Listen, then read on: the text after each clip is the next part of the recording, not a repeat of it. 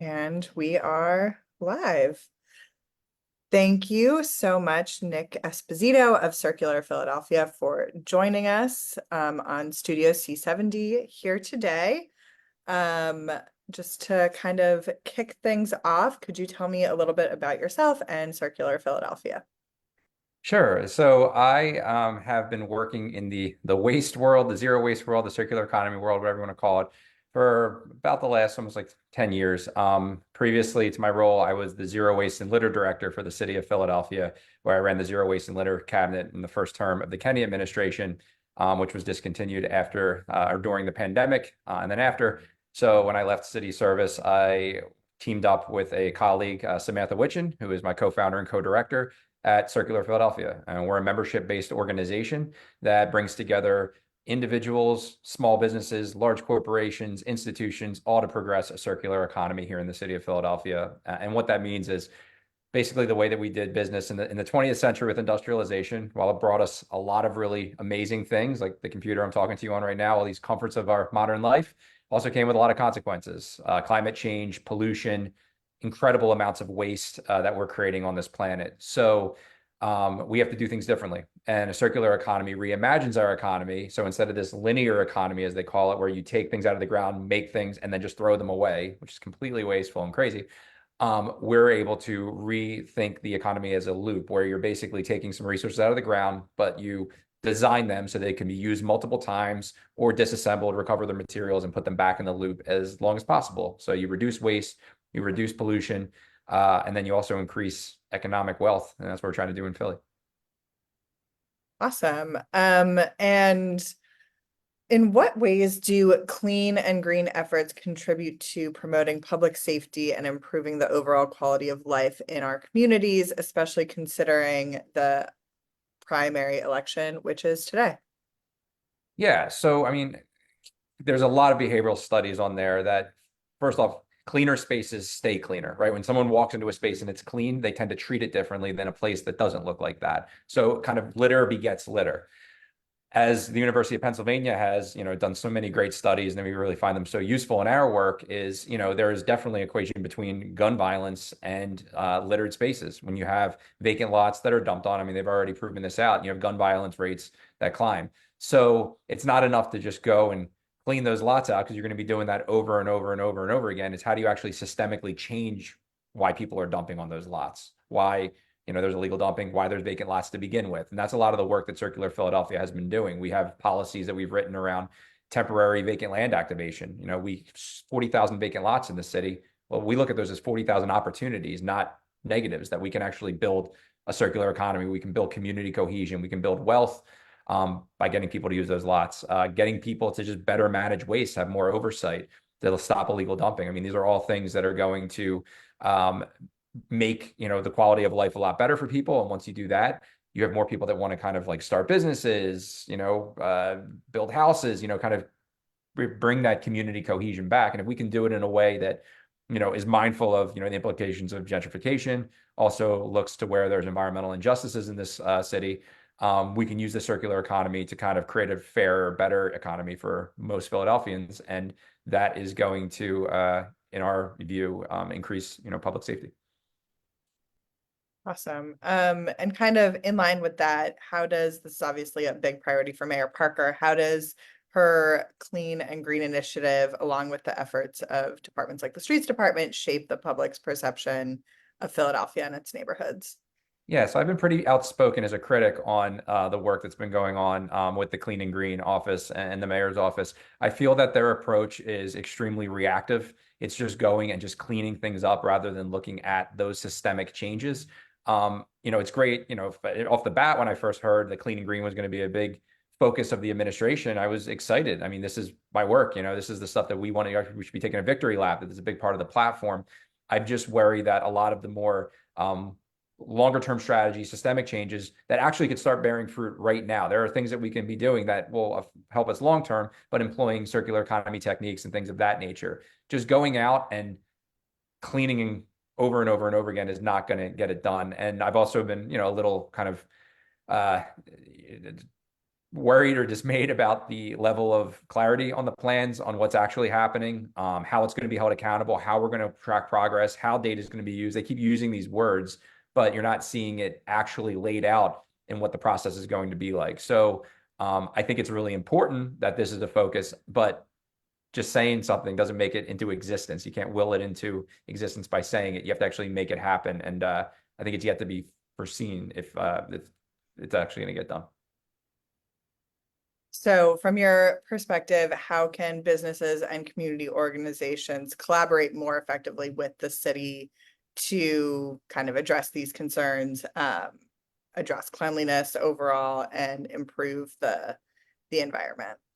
Yeah, I mean, I reverse that and say I think it's more about what the city can do to help businesses, you know, and I think that the one big thing that we're pushing for at Circular Philadelphia is we have a waste contract in the city. And my take on the waste contract is it's kind of the lowest bar you could possibly have for how you're actually like collecting the waste, collecting the recycling and where it's going. You have so many great organizations here in the city that are doing better materials management, whether it's the compost companies like Circle Compost and Bennett Compost. You have Remark Glass doing stuff with glass. You've got Rabbit Recycling, you know, doing hard to recycle. You have all these great businesses here. If you were able to split that contract up and invest that public money back into these local businesses rather than give it to a major corporation, not only are you going to better our local economy, you're giving it to people that have a better track record of actually managing this waste in a better way. On top of that, you know, you've got all these cleaning and greening organizations out there. And I think, you know, I was posting about this, something that I was a little frustrated about, that, you know, there was a huge grant that was given to the city for public waste prevention and pollution reduction education.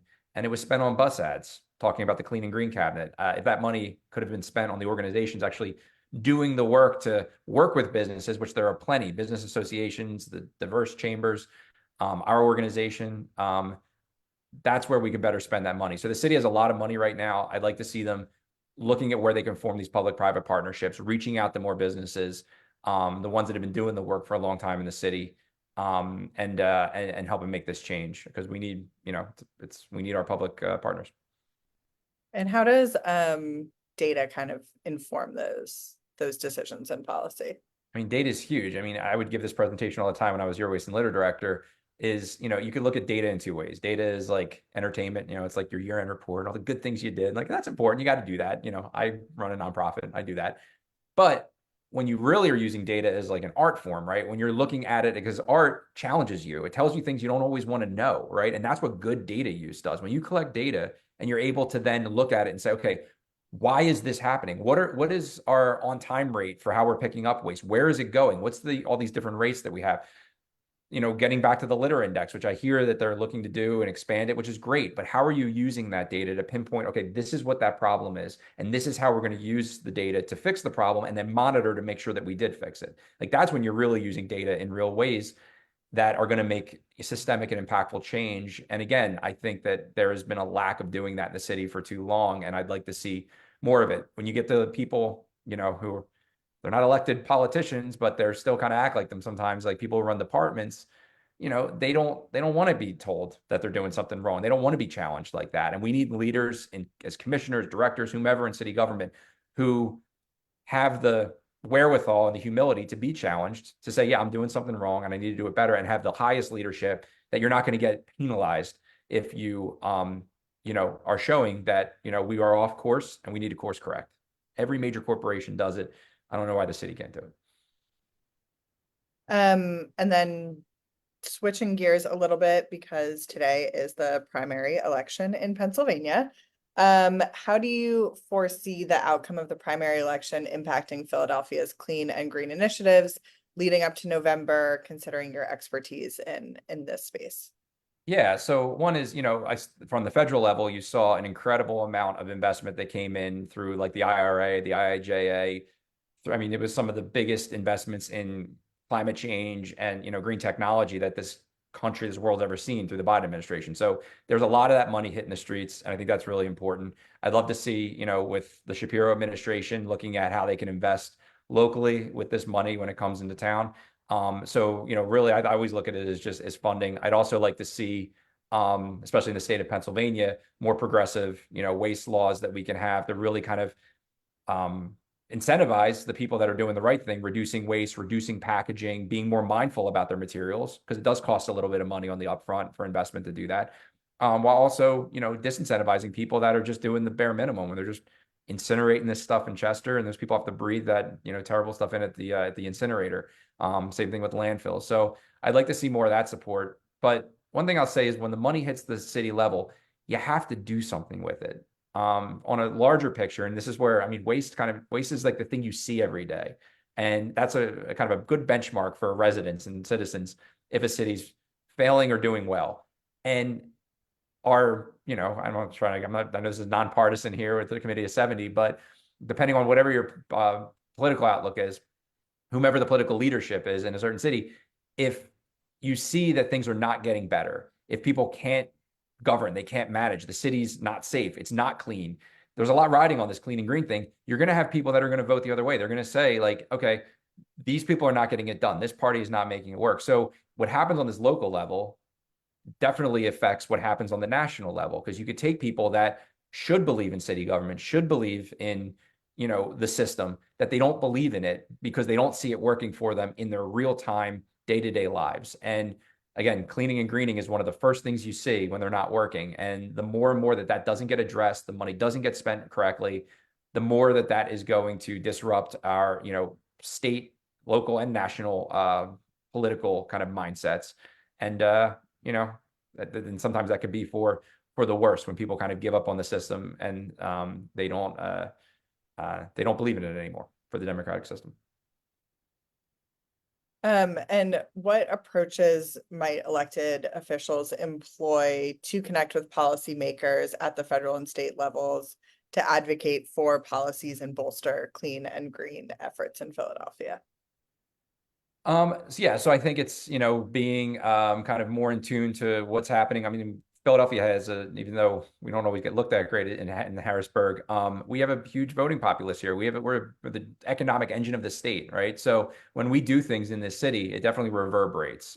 So I think that the more that we can show proof of concept, making it work for a large amount of people, that can really affect the state. And then as more of these states, more of these cities, we're actually working on a circular cities network right now. All these cities that are doing these amazing jobs, and it's not just in like the cities that you would think, like the Seattles, and we do have them in our group, but a city like Charlotte, North Carolina, Houston, Texas, San Antonio, Texas.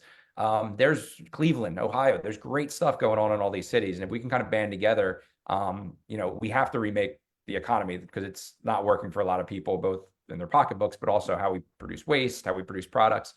We can do things better. And I think that having all these people kind of join together. But again, I think to your last question before about using data to really understand and track, okay, is what we're doing working? How can we do it better? I think that's a really, really important piece that can flow up from the local to the state to the federal. Kind of looking at that a little bit differently, are there bigger picture things you'd like to see flow down to the local level? I would love to see, I mean, the big thing that could happen level on down is extended producer responsibility. And that's a concept that's fully employed in Europe. When American businesses are like, we can't do that, I laugh, because I'm like, you're already doing it in Europe with all your products. Basically, what it does is it charges fees for excess packaging. Like basically, if you're creating a lot of waste through your product, like single-use products, things of that nature, you have to pay into funds that help transition people off of single-use products, or clean up or help with better, more sophisticated waste management. So again, it's being employed in Europe to really, really impactful degrees. They're passing a lot of laws around that. And you already have a few states that have done it. Maine's done it. California has a bill for it. Oregon's passed one. So I'd like to see that pick up a bit more. And again, I think on a national to state to local level, we should all have a goal to shut down the landfills and shut down the incinerators and not have to use them anymore, because we're just managing materials in a better way. Got it. And we are almost at time. So I wanted to ask you if there's anything I didn't ask today that you'd like to talk on or make sure that listeners know more about. I just want to reiterate the point I made of, well, one is I'm happy everybody knows about Circular Philadelphia. And I also want you to know, like, circularity is not some pie in the sky dream. Like, we are working with major corporations. We work with Saint-Gobain. They're the biggest building manufacturer in the world. They are building products manufacturer. They are making a big shift to circularity because they want to keep selling products, and they know this is what you have to do to make it work. So it's amazing the people that we have in this group. You're seeing a huge shift for many major corporations, many brands trying to figure out how to reuse, reduce, better, recycle better.